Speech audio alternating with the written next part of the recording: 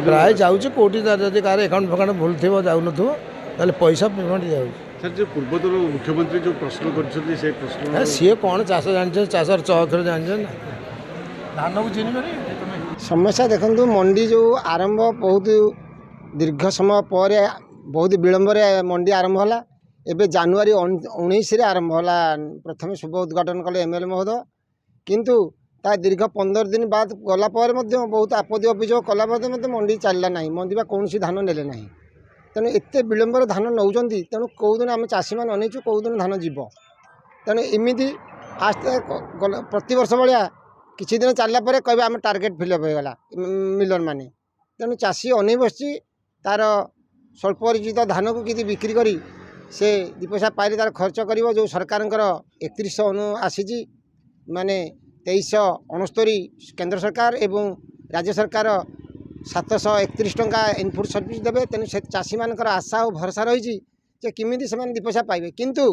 ये जो मिलर मानकर मनमानी होउची या द्वारा चाषी बलि पड़ुची तेणु आम सरकार को अनुरोध करुचु यही आउ रहा मुटे 1.5 मास यही 1.5 मास भर समुदाय चाषी जावा कथा किंतु मिलर माने एपरी कर सरकार कौच कटिंग छटिंग ना किंतु से 5 केजी पर मत मिलर एवं चाषी उभय साली से समाधान हो 5 केजी कराला किंतु तार मध्य जो ऑड फिगर रहा देखो 800 ना प्रति वर्ष 900 ताकू से गोटे केजी भाया ग्रहण करूना तेणु देखो यहीपर हाराहारी 6 केजी 6.5 केजी ना चाषी मान नौ आज फेब्रुआरी मस है कहते मक्सचर अच्छी मक्सचर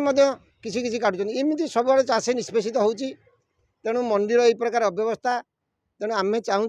जे डबल इंजिन सरकार रे चाषी निश्चित उपकृत हे किंतु आम आशा बांधी रहीचु चाषी मैंने किसी उपकृत होगापाई तेणु सरकार को निवेदन करुचु ये मिलर माने मध्यम केमी धान सुचारू यदि आम अंचल मंत्री होती कृष्णचंद्र पात्र किंतु एरिया लोक हो आम धान ठीक दे पारना कटर चटनी हो धानटा ठीक टाइम उठी पारना लेट उठुची